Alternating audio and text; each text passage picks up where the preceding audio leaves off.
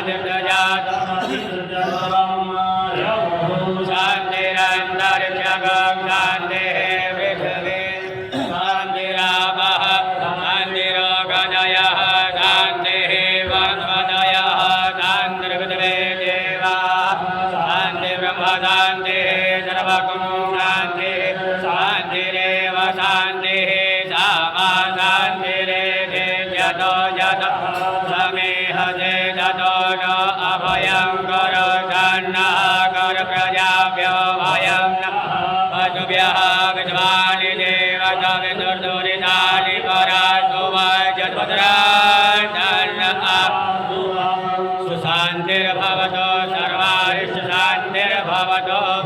महागणा